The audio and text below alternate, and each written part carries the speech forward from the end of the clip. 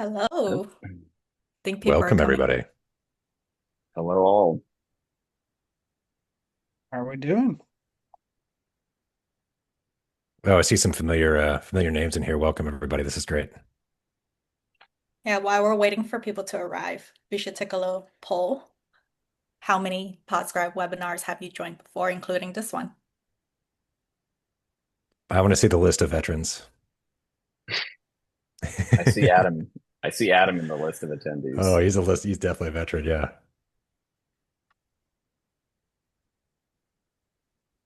All right, Mike Dunsmore, welcome. And Phil Keefe, welcome. Mhm.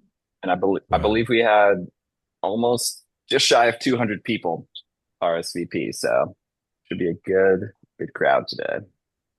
a nice group. Welcome, Bob, Aaron. welcome.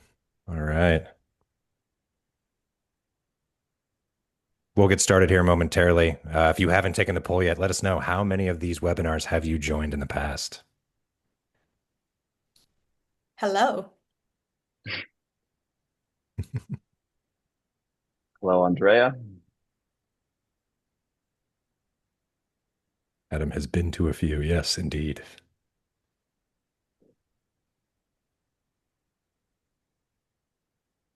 Hey, Melissa, welcome.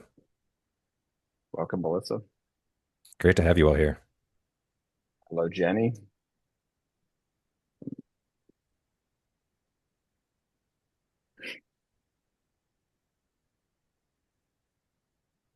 All right. How are we looking on the polls, Christy? Shreya, is it okay? We're at like 75 participants now. I think we can get started, and Yeah. anyone joining will just have to jump right in. All right. So, hi everyone, welcome. Thank you for joining us. This is our second PPB webinar after the success of the previous one. So again, we're very excited to have you join us for the Q2 2025 Podscribe Performance Benchmark. My name is Christy May. I am a product marketing manager here at Podscribe, and I will be your host today. So before we get started, for those who are new to Podscribe, we are an independent IAB certified platform leading in audio advertising measurement solutions. We work with advertisers, agencies, publishers alike to drive smarter audio ad strategies with reliable data and powerful tools. So just a few things before we get started. This session is being recorded. A full recording, as long as the full PPB report, will be emailed after. Please use the Zoom Q&A button to submit any questions you have. We'll try to address them throughout and as well as at the end of this webinar if we have time. And there will be a few polls, just like the one that you just took throughout this webinar, just to check in with you. All right. So how was the poll looking? It kind of blinked for me, oh, there we go. Wow, a lot of you are first All timers. right. Welcome. We're so excited to have you Welcome here. all. All right. So let me also introduce who I have here on my panel. Joining us will be Pete, our founder and CEO, Matt, who is our head of partnerships. There's the wave. And then we have Cam, our senior director of partnerships as well. All right. So we're going to dig into it. I'm going to swing it over to Pete to get started. All right. Thank you, Christy, and thank you all for joining. We're super excited about today's report.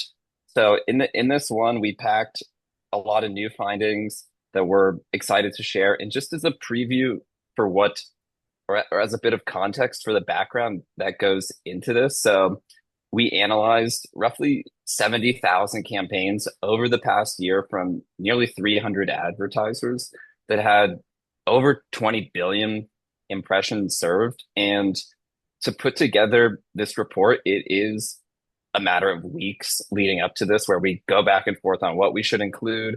We go back and forth on the findings to try to make sure they're robust and as accurate as possible, but also as helpful as possible for everyone out here to help make your campaigns perform as best as they possibly can.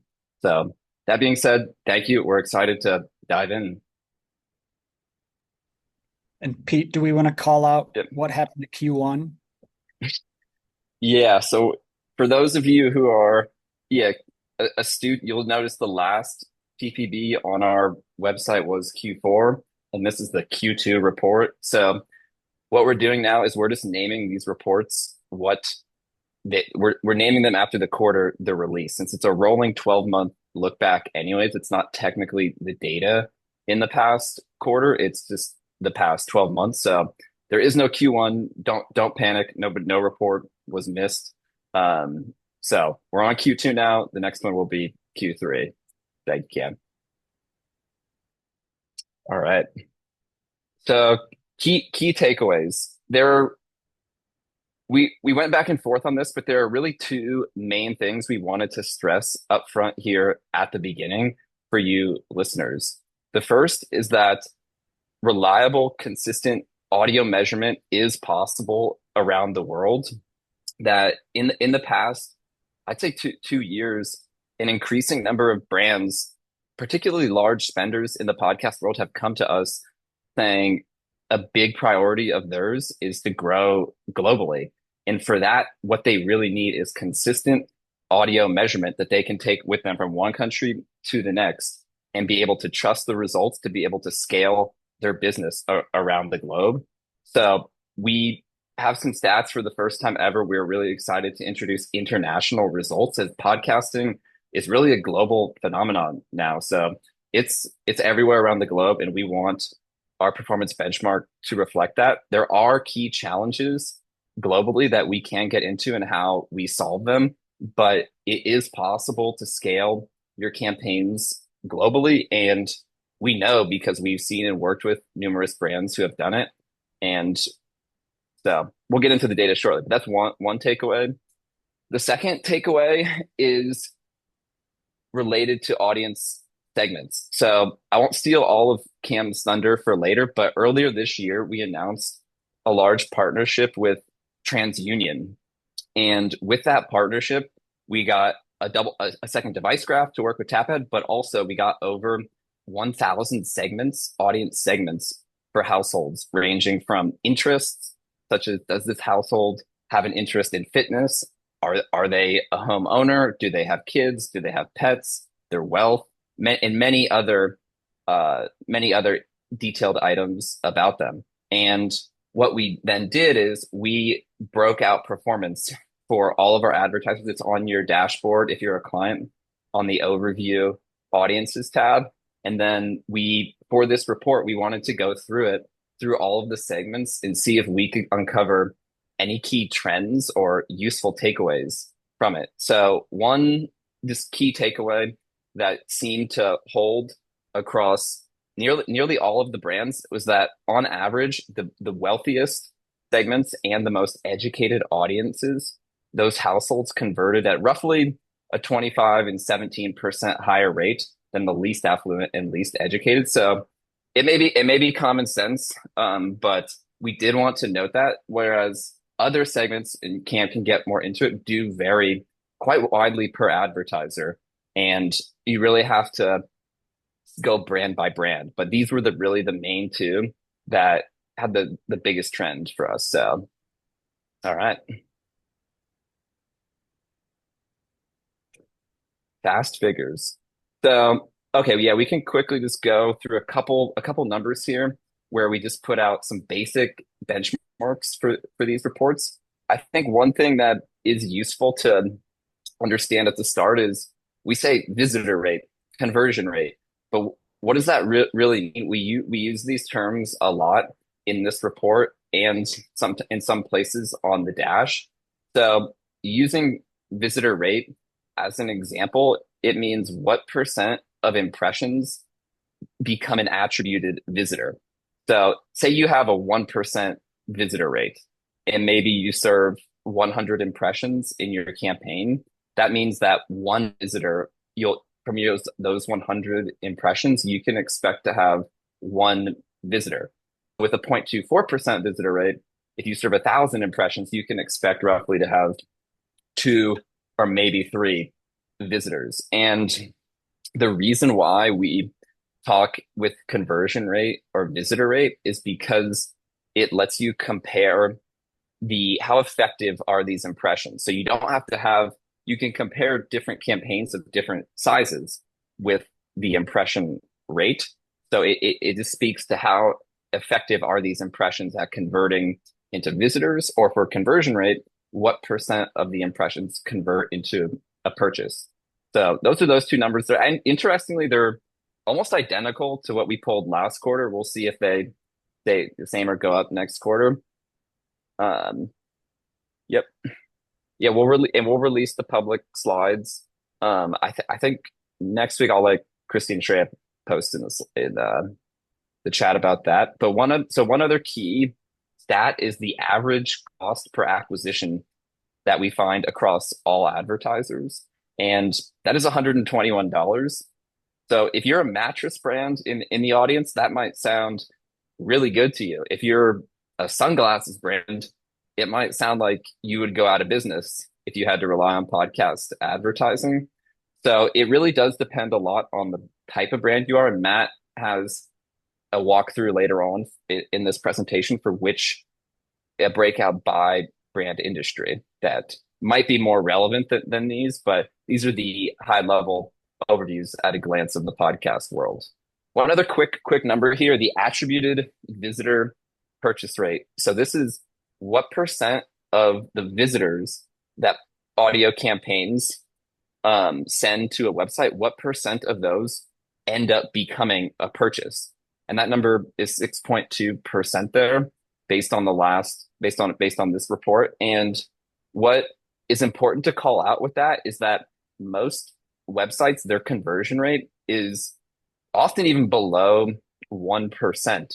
So the key thing about this number is that it speaks to how the visitors that are being driven to a website from a podcast ad are highly motivated and they have a lot of purchase intent. So that number is, and it's pretty much every time around there. So it seems pretty consistent, and it's, I think, a pretty impressive number. So, all right. And then, yeah, we have some smart promo numbers that you can look at if you're interested in smart promos, and then the install rate too. So we do track for many clients how many installs are driven from podcast and streaming impressions. And then we can also track beyond that how many actions actually happen inside the app too. So if you're interested in that, shoot us a message after. All right, next slide. All right, so let's get a update on simulcasting. So the industry right now is abuzz with video. Everybody's talking about video. So what is going on in the video scene? We have two key numbers here in a graph on the second slide, and forgive us, Pat Schmidt or Spotify, we didn't include Spotify video in this. This is focused on YouTube simulcasts here, but what we see is that for campaigns that are a simulcast, so that means they have both campaigns that have both podcast downloads and YouTube views, we see that essentially two-thirds of the impressions actually are happening on YouTube, which is a pretty staggering number. If you think for all your simulcast campaigns, if two-thirds of the consumption is happening, as a YouTube view, essentially. So say you have 100 total impressions, 64 of which come from YouTube as a view, and then the other 36 are podcast downloads. So that's a pretty staggeringly high number for one platform to have such a big capture rate there. So that stat is just for campaigns that are simulcast campaigns. But we also have to know is how many campaigns are simulcast campaigns. So that piece has been actually growing steadily. So we can actually go to the next slide here, Christy. So let's look at the gold line here first.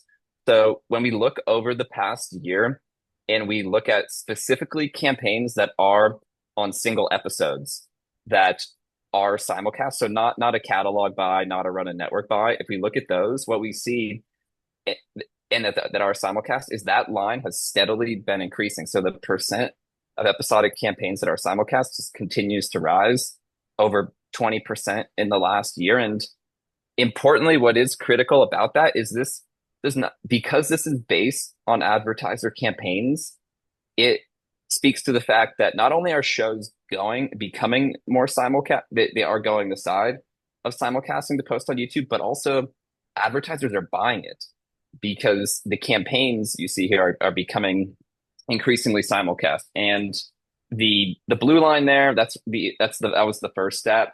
It's been roughly flat over the past year. So once a show becomes a simulcast, then we've sort of roughly seen its percent split between YouTube and podcasts is roughly stable. So we'll see if the percent of campaigns that are episodic increase in the next report, but they've been on the rise steadily in the past year. All right, next slide. Performance by country. All right, quick poll here. So are you buying or selling audio campaigns outside of the US? So, and I can start talking on the next slide, Christy, so I can keep going. So quickly, as I mentioned in the takeaway, international measurement is not only possible, but it is reliable and can be used to scale your global campaigns. A couple key challenges, though, that we did want to call out with international measurement, just so everybody is aware of some of the difficulties present, are one, that there's no device graph internationally. In the US, we use both TapAd and the Neustar device graph. Globally, there is no device graph. So what we do instead is we rely on 3 different IP libraries, and they're listed there, and we make sure they all actually agree that an IP is a household. So we're only looking at households that we're absolutely confident are households. Another challenge is there's a much higher IP churn rate in many international countries, such as Germany, where if you live in Germany, your home's IP address may change every week, compared to in the US, your home's IP address may change every month or two. And this makes it tough if what we're doing for attribution is in a large part matching the IP addresses. To combat this, we do have customizable look back windows, a slider on your dash where you can tweak it back and forth to then go ahead and see which conversion windows make the most sense. You can see how the results change right there in real time on your dash. Another challenge internationally is truncated IPs. So many publishers, or a fair number, I would say, in some instances, actually send us IPs that are truncated. It's like, getting the first name for somebody and trying to find them, in a city. It's going to be pretty difficult. So for that, we identify those and we model them for you. And one other piece that Matt will get into later is that in many foreign countries, their usage of IPv6 is higher than us in America. So that creates imbalances, and the adoption or support for that is needed. And I'll leave that for Matt later. But those are just some of the challenges with measuring audio internationally. But so we can jump to the next slide. All right. Drum roll, Let's see, please. Canada. All right, Bob. Yeah, Canada represent. All right, 44% yes. Wow. All right. And 42 exploring. All right, that's pretty fascinating. That's higher. That's definitely higher than I would have thought. Yeah, me too. So, all right, awesome. So given all those challenges, what we do see here is we picked the countries where we have the most campaigns, and we had at least a dozen advertiser campaigns that we aggregated and took the median visitor rate here for all of these countries. And what we see is Australia, interestingly, comes out at the top. And UK is on the lower end there. But one key thing that I think the main takeaway that we took from this is that they're not that far apart in reality, and that they're not like orders of magnitude apart. And interestingly, when we first started doing international measurement, before we had a number of the fixes and updates on the prior slide, what we saw is that Australia was like 5 times higher than France, and it was sort of a real mess because of just how IP addresses work differently in certain countries. So the key takeaway though is that you can have reliable, consistent measurement across the globe. And yeah, and I think so. It's not, we don't think it's a blocker at all to scaling your business globally. One thing that does come up is in some cases for EU campaigns, GDPR is a hot topic. So if that is something on your radar or a publisher's radar of yours, feel free to reach out to us. None of us here are lawyers, but we do have a number of examples where publishers have successfully navigated it. And we can share our perspective on that and point you to some resources for that. So, all right. I think let me pass it to Cam. Awesome.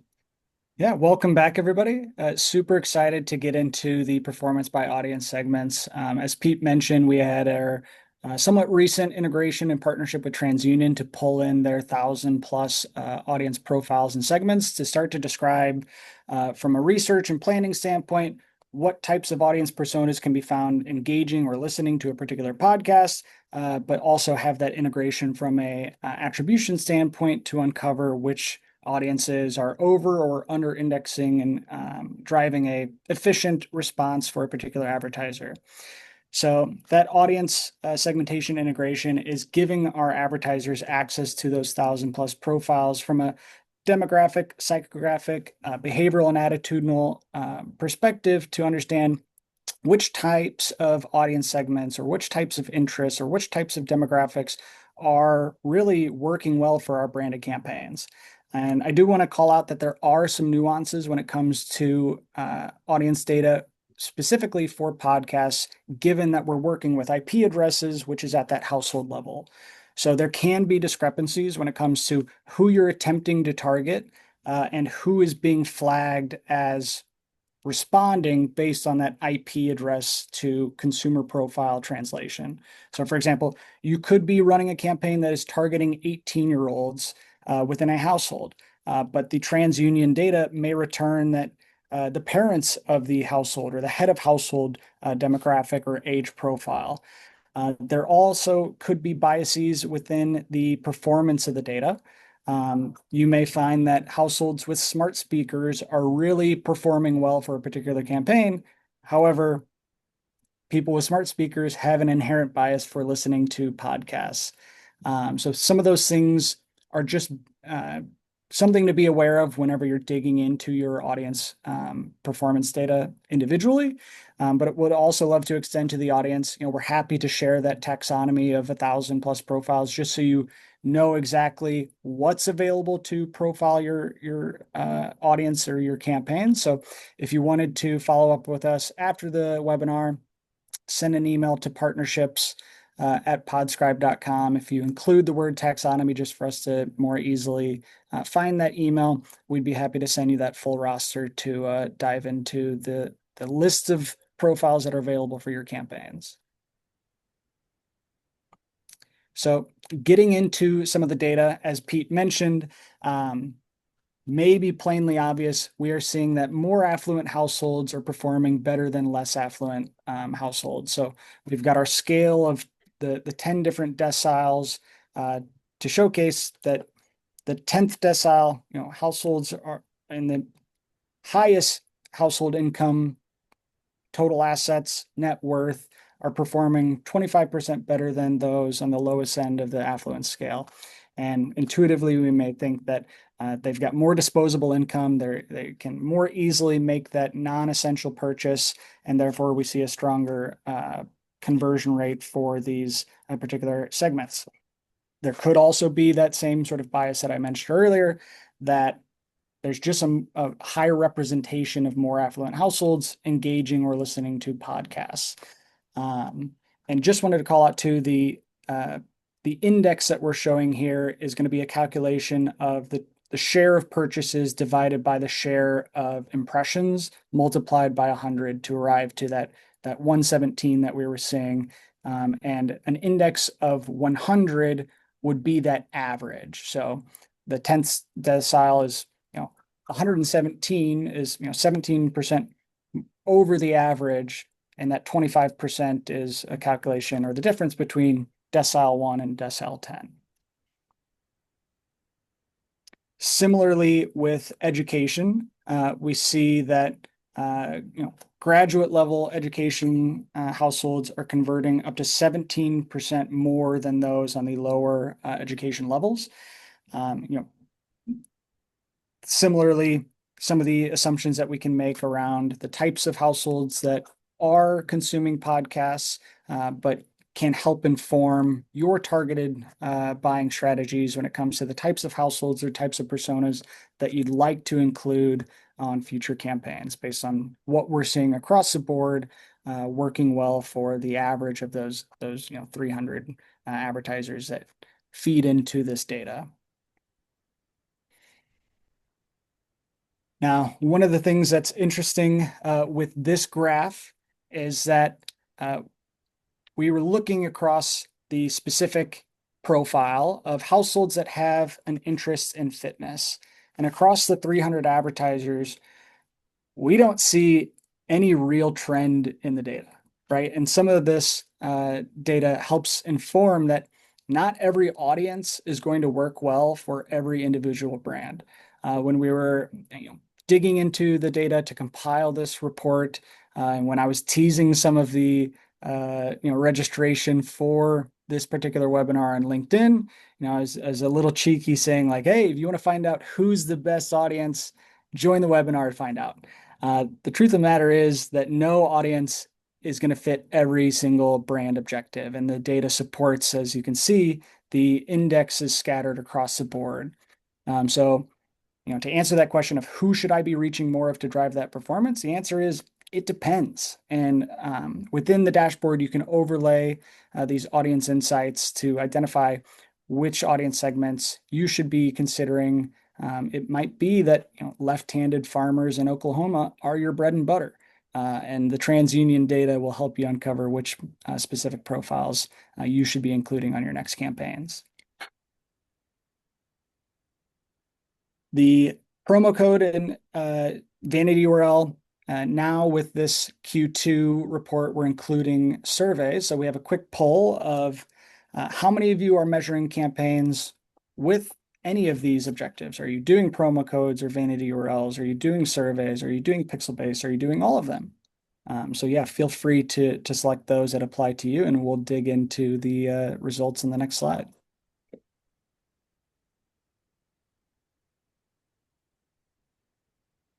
Give everyone a chance to finish that up. Drum roll, please. We had a 1-0. Okay. And most Awesome. everybody else seems like they're triangulating their data across multiple sources. So that's great. And we've got Adam knocking on doors. So yeah, as I mentioned, last quarter we did our first promo code multiplier analysis to see that promo codes were only capturing about 18% and missing out on a large majority of conversions and activity that the pixel-based attribution was covering. This quarter, we're also expanding that to include surveys, which we see pixel-based attribution is capturing 7 times more conversions than surveys alone. And it's validating to see within the data that the multiplier applied for survey attribution is greater than that of promo codes, because there's an incentive for the consumer to enter a promo code, right? I'm going to get a discount. I'm going to get free shipping. I'm supporting the host that I like. So it's neat to see that expectation is sort of correlated within the data. But the sort of root of the matter is that up to 80% of those conversions would have been missed without some form of pixel-based attribution to close the gaps between vanity URLs, promo codes, or surveys alone. Now, the next slides, we're going to get into some of those familiar faces. These are some of the more standard benchmarks that we report quarter over quarter. So maybe less sexy and colorful, but we'll get into the first one with run of network versus single shows. So this quarter, we do see that single show campaigns have continued to drive stronger results per impression, delivering a 1.72 times higher visitor rate and 1.58 times higher purchase rate than run of network.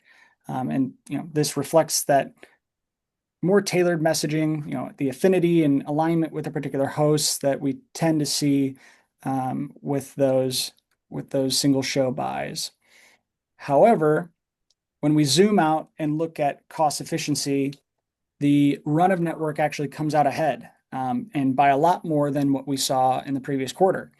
So with a 27% lower cost per acquisition, $107 versus $136, run of network buys are delivering a stronger efficiency per quarter. And this is, like, as I mentioned, a notable shift from what we saw in the previous report, where that difference was only about an 8%. And we have some assumptions that advertisers are including run of network buys on more campaigns. They're getting smarter with their targeting strategy, and we're seeing that efficiency in the data. Episodic versus impression-based campaigns, another familiar breakdown. So this quarter confirms what we've seen in historic trends and reports, where episodic buys are driving that stronger engagement with 1.75x the visitor rate, 1.3x the purchase rate of the impression-based placements. And these, again, the assumptions that we can drive are these ads are forming that better recall with consumers and the repeated exposure with their favorite hosts, listening in to weekly episodes, that engagement is having an impact over time. However, when it comes to that efficiency, it is coming in at a slightly lower dollar efficiency. Episodic buys coming in at $101 cost per acquisition versus the $96 for impression-based. This 5% gap is slightly smaller than past quarters, but we see that transition between the performance versus the cost per acquisition efficiency, just based on the premium CPM that we see on the episodic versus impression-based. Getting into read type. So here we're going to be comparing the visitor rate versus producer read and host read. Again, a familiar face within our PPBs, and host read ads continue to outperform producer reads both across visitor and purchase rates, looking at 1.31x more purchases per impression. And on the flip side of efficiency, that gap is a little bit smaller. We're seeing that the cost per acquisition, the difference is just 1.1 times, with $138 for host read versus $126 for producer read. And this is confirming what we've seen in previous PPBs, that host reads drive that stronger engagement, but at the cost of that premium CPM. All right, looking at placement type. So this quarter, mid-rolls remain the most efficient per impression with a 0.034 median visitor rate. But interestingly, pre-rolls are coming out ahead from a cost efficiency with a $71 cost per acquisition, which is slightly better than those $75 cost per acquisition that we're seeing for mid-rolls. So post-rolls are continuing to lag. This is a previous trend that we've seen across the board. Post-rolls is lagging across both metrics from a percentage and cost per acquisition. So mid-rolls are having that stronger engagement, but pre-rolls we see are striking that better balance of attention and affordability. And then I believe the final section for me is going to be the ad length. And we've got a quick poll. So what is your go-to ad length? What do you prefer? What do you like? What do you run? This is where we really find out if there are veterans watching this webinar, because they already know what the benchmarks say. I'll be curious to see. 10-minute unscripted segments. That's great. Yeah, I was gonna say we don't have feed drop as an option here, but definitely have seen quite a bit of feed drops over the past couple of months. All right, and survey says, all right. Yeah, I think we've got some knowledgeable podcast people here because the I like to see the longer ads being run here, and that's what the go-to length is. No love for 15. No love for 15. Yeah. I'm glad no one Uh, tried to write in 6-second ads too. yeah. Well, I'm glad to see the longer ad buys because we're seeing the stronger performance with those longer ad reads as well. Um, longer reads continue to drive that better efficiency for both host read and producer read ads. For host reads, we're looking at 90-second ads with the highest visitor rate of 0.34% and the lowest cost per acquisition with $76. And that's a significant improvement from those shorter formats, especially 30-second range where cost per acquisition sits at $114. And then producer read, we see a similar trend for producer read 90-second ads being nearly 2 times more efficient than those 30-second formats. From a cost perspective, dropping from $179 to $90 on a cost per acquisition standpoint. And this confirms what we've seen in prior reports where longer ad reads allow for more storytelling, more value to be articulated, and building that audience trust with the host or with the producer. And I believe we're transitioning to Matt. I'll turn over for the reach curve. Excellent. Let's talk reach. Before we get into reach, I just wanted to throw out there, seeing these benchmarks, on a per impression basis versus a per dollar basis helps us to understand like how is the invisible hand of the market moving sort of the price of podcast media based on those different offerings. It's always very interesting to see how response rates for, I think, the cream of the crop. These host read embedded ads are always the best, yet they're also the most premium. And so seeing some of those things in comparison to one another, I think is just a great way to kind of look at how the industry might be changing. All of that said, let's talk a little bit about reach curves. If you are a Podscribe PPB webinar veteran, you've likely seen this slide before. You've probably heard us talk about it before. But we think it's probably one of the most important topics to talk about within the podcast space today. And that's primarily because when we look at how the agency and agency holding companies are planning a lot of media buying today for their clients, they think about reach-based planning. In other words, hey, how much or how many impressions do I need to run on a monthly basis in order to reach a certain threshold of individuals within a given channel? And the way to kind of read this graph here is to look at on the y-axis there, okay, as an advertiser or as the agency of an advertiser, how many people do I want to hit in this channel? And when I decide the number of people, we'll look at perhaps 25 million people. That's again on that y-axis, that reach axis. I then take a look and I move my finger over starting at 25 million until I hit that black curve. And then I look at what is this corresponding number of monthly impressions that I need to run. And that will give me a sense as to what budget I need to put up against podcast media in order to hit my reach objectives. Now, the reason that this is important is because we believe that we were the first ones to bring this reach data into the marketplace. And again, it's important because a lot of folks are planning based on reach out there. And in order to ensure that the podcast space is being considered when this portfolio of marketing channels are being generated or created for a given advertiser, that podcasts are there. And if currently you are doing that reach-based planning and podcasts aren't there, reach out to us, quite literally, no pun intended, reach@podscribe.com. If you're looking for this style of data to be included within your reach-based plan or reach-based planning tools, then we have the data and we are more than willing to share that data to ensure that podcasts are showing up there and that you are able to buy this channel in a way that all other channels are sort of being considered today.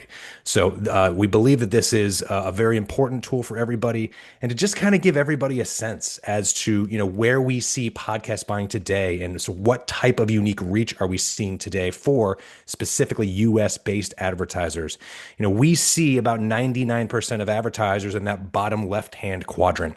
So those are the folks that are running anywhere from 1 to, let's say, about 400 or 450 million monthly impressions within the podcast space.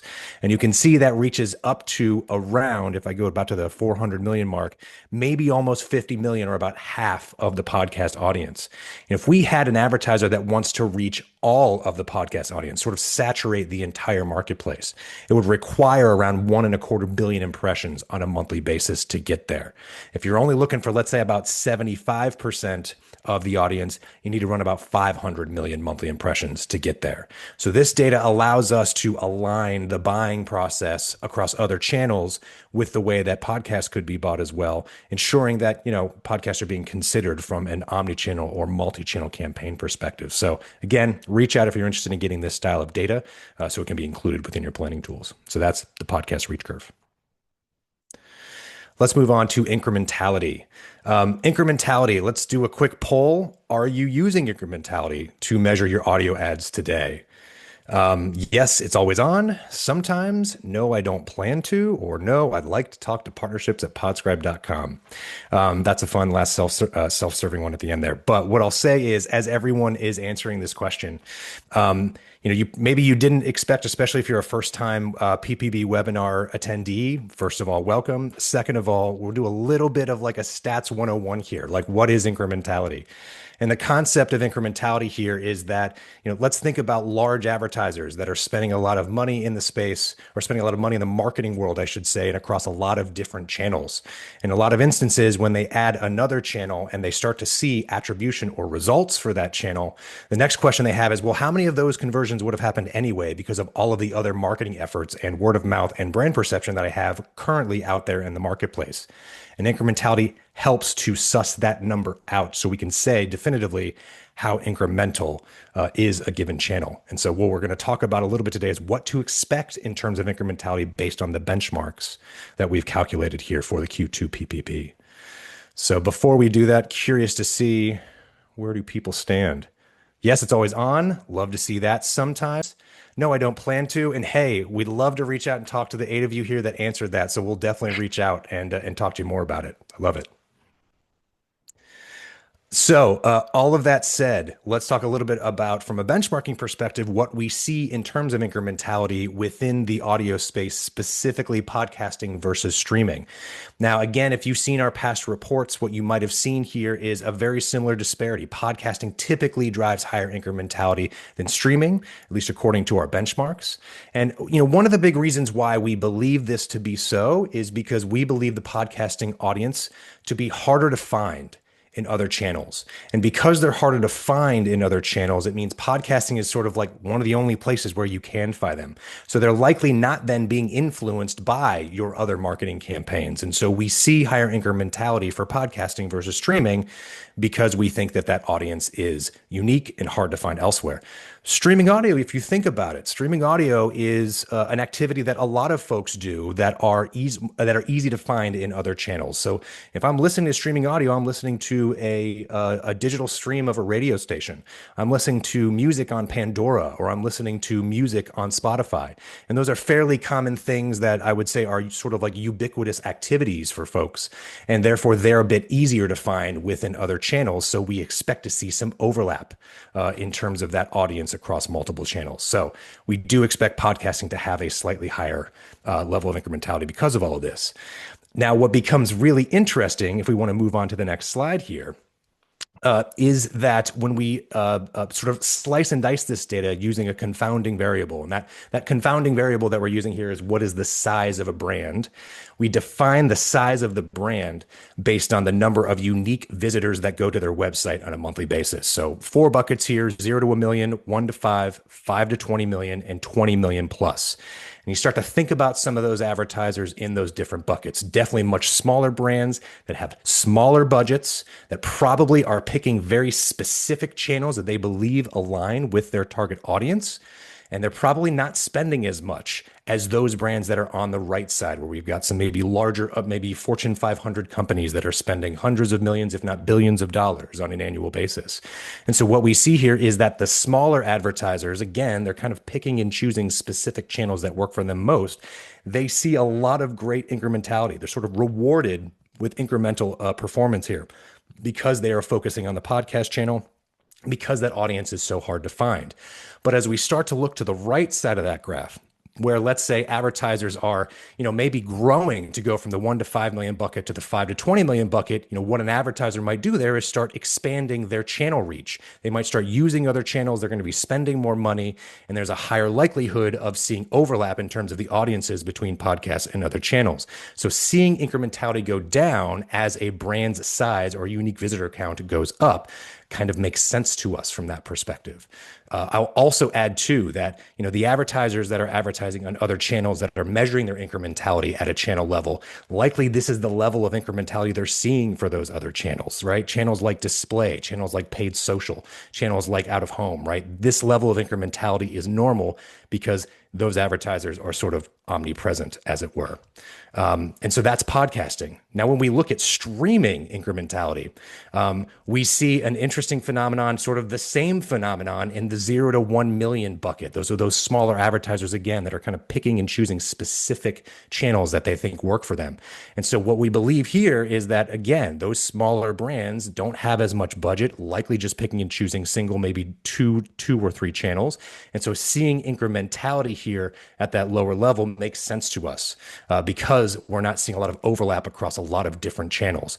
But we start to see that number drop fairly dramatically as we go from the 0 to 1 all the way then to the 1 to 5 million and beyond. We see that number drop. And we see that number drop because, again, that streaming audience is just a bit easier to find across other channels. And as those advertisers are a bit bigger, or as they grow from the 0 to 1 to the 1 to the 5, they're going to be spending more money, maybe introducing new channels. Because of the overlap between streaming and other channels, we expect to see that number drop. Now, the only other thing that I'll add in here to, I guess, throw some more color into the incrementality benchmarks, that 5 to 20 million right side of the graphs or the bar charts that we've been looking at here. We believe that both podcasts and streaming audio are very effective drivers of performance for those advertisers on the right. There are advertisers out there who would just love to see numbers like 15 to 20% incrementality for their spend across all of the channels that they're running with. And so we believe that the audio channel, specifically podcasts and streaming audio, are very strong performers in terms of driving incrementality. So that is incrementality benchmarks right there. Perfect. Okay, let's talk about the IPv6 measurement gap. So this is a bit technical, but the reality of it is that this gap could drive potentially lost and underreported conversions by up to 50%, unless we are taking into consideration the fact that there are two different formats of IP addresses. Let's dive in on exactly what this means. So first of all, what is an IP address? An IP address is like your virtual or digital street address. So when you're at home and all of your devices are connected to your router at home, all of those devices are exhibiting the same IP address.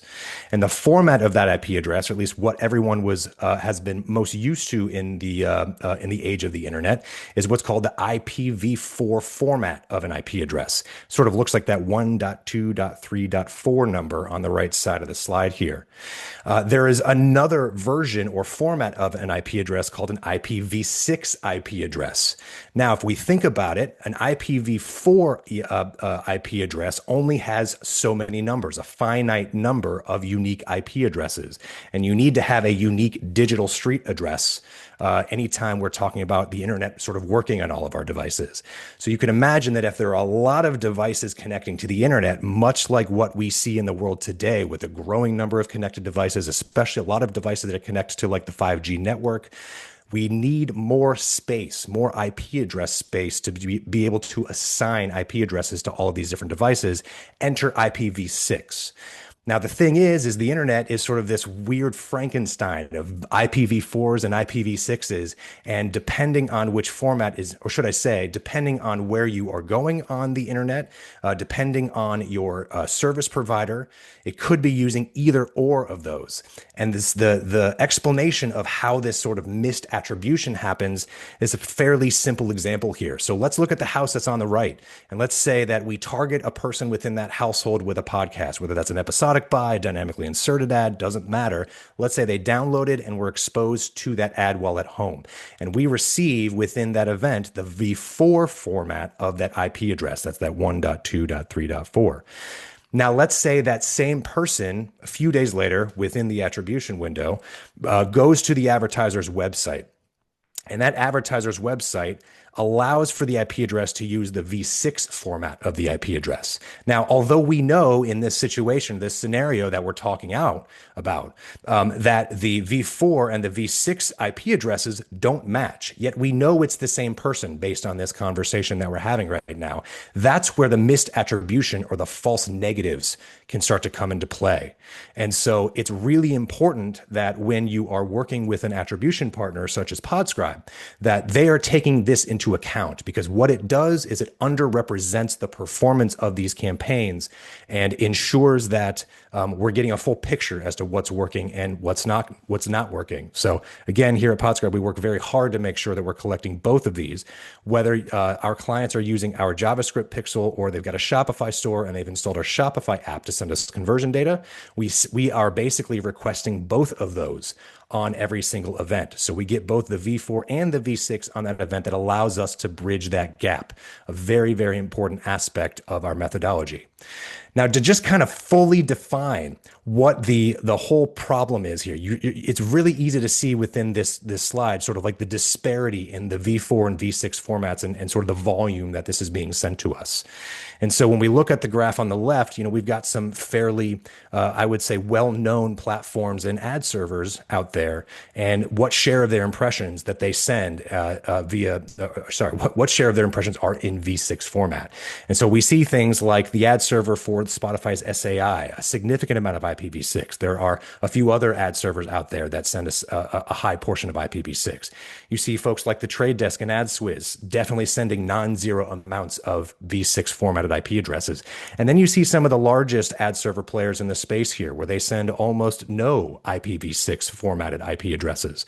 And so what we see here is that about 26% of the top publishers, they support IPv6 and will send the v6 format of the IP address. Now, when you compare that to how advertisers send data, 90% of advertisers are sending conversion data that have an IPv6 format. And so because of this, that massive disparity between 26% and 90%, you really need a partner that helps to bridge that gap between those two different formats. And that's where we at Podscribe work really hard to bridge that gap.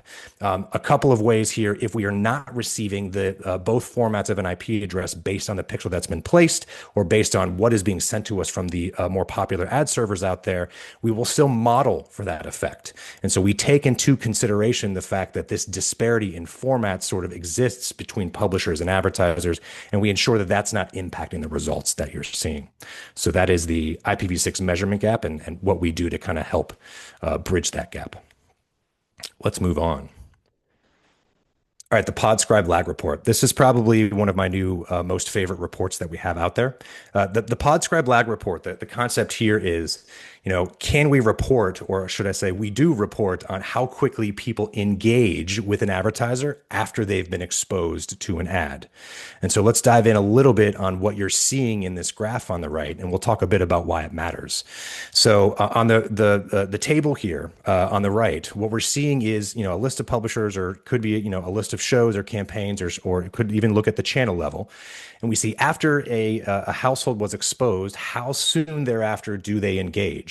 And in that far left column, that's dark green, that's basically saying of those that were exposed, 14.8% of those that were exposed went on to, or should I say, 14.8% of the engagement after they were exposed happened within 0 to 24 hours.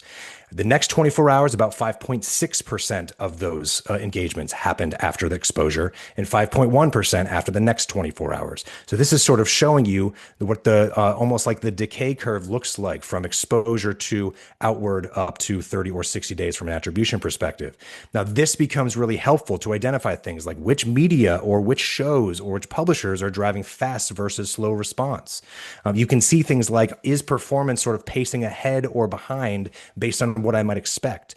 Other things that you might see rows in here that have almost no conversions that happen within the first 3 days or 72 hours. And when you see things like that, it becomes really clear that, hey, this is not driving really fast engagement. Perhaps it's not even that incremental. And so this can become a really, really great report to identify things like that. The other thing that this can help identify is an attribution window and what attribution window is right for an advertiser. So yeah, let's move on to the next slide. Let's take a look at this poll. So what attribution window are you using for your campaigns today? And we'll think specifically podcast media. If you're looking at pixel-based attribution and you've got an attribution window set, what is that attribution window set at? An attribution window, for those of us, just to make sure we're all following along at home, how long after an impression should we wait to consider a conversion attributable back to that impression? So if we've got a 7-day window, someone's exposed and then converts on day 8, we would not attribute that back to the campaign if we're using a 7-day window.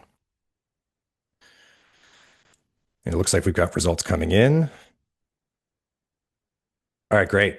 So we see the 15 to 30 days is the predominant attribution window, which is the default and what we typically recommend within our reporting. We do see some less than 7 days, which I typically find that the advertisers that are doing less than 7 days expect really quick response. They also might be advertisers that aren't asking for the audience to do a whole lot to convert. What I mean by that is there's a difference in the call to action between download this app for free and spend $50 with me. And so having a shorter attribution window makes sense when the call to action asks sort of less of the listener. It also may make sense based on the country with which that you are, as Pete had mentioned, which country where you are advertising as well, just kind of based on how the data churns. But either way, what's really interesting within the lag report is that we can see and graph, how quickly are people converting. And then because we have the ability to adjust the attribution window right within the dashboard, one can literally log into the Podscribe dashboard and slide that window to go anywhere from 0 days to 60 days. We can start to see just how quickly people are converting. And so if we look at, for instance, a benchmark of how quickly people convert using a 30-day window, we see about almost 17.5% of attributed visits happen within the first 24 hours after ad exposure. So almost 1/5 of those visits. And then we see about 42% or about 2/5 of those visits happen within 7 days of that ad exposure. And then we see about 80% of the attributed visits happen within 22 days of ad exposure. And those numbers are pretty similar and they've stayed pretty stable from report to report. So what this might allow us to do is, let's say you log into a Podscribe account and you slide that attribution window all the way over to 60 days. You can start to see how quickly this curve decays.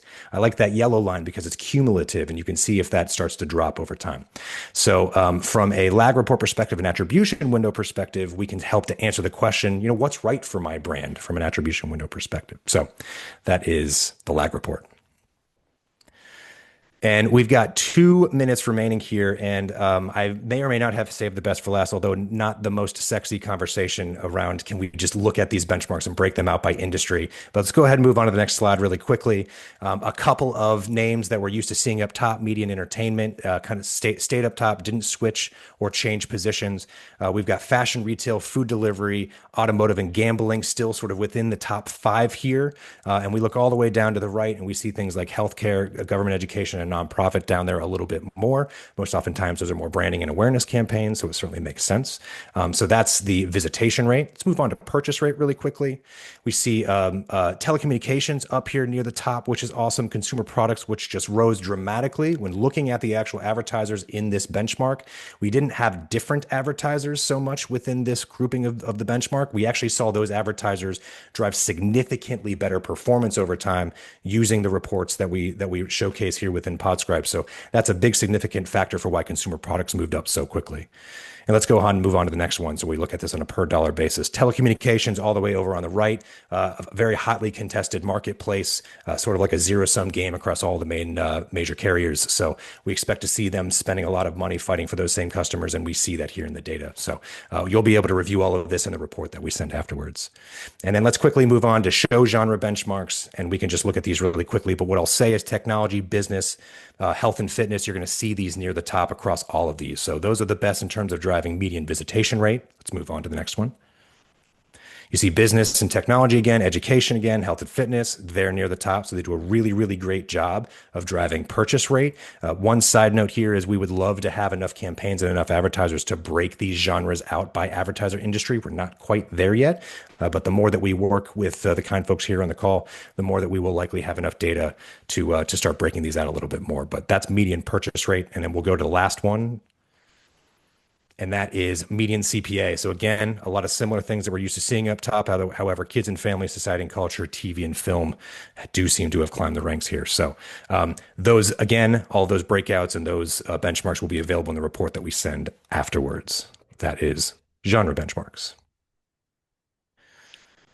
And what I'll say as a really quick thing, that's pretty much all that we have in terms of the report. Again, expect to receive that here via email. But what I'll say really quickly is, hey, if we haven't worked together, we'd love to work with you. We'd love to showcase all of these benchmarks sort of in action, how you can leverage this data to drive better insights, perhaps get things like automated reporting, full funnel attribution. If incrementality is important to you, let's talk a little bit about how we create incrementality in an easy way, although being a very complex methodology. And listen, if you go to the website and you'd like to work with us and you're a brand new customer, we'll give you 20% off the first 3 months. Enter benchmark report and the how did you hear about a survey? Hey, we triangulate data across multiple sources as well. That's pixel based, that's vanity URLs, that's coupon codes, that's everything. So we definitely love to hear from you. I see there are no open questions. So again, thank you all for joining. Thank you to Pete, Cam, and Matt for presenting our PPB, and we'll catch you at the next one. If you have any questions, reach out to us at hello@podscribe.com or even partnerships directly, partnerships@podscribe.com.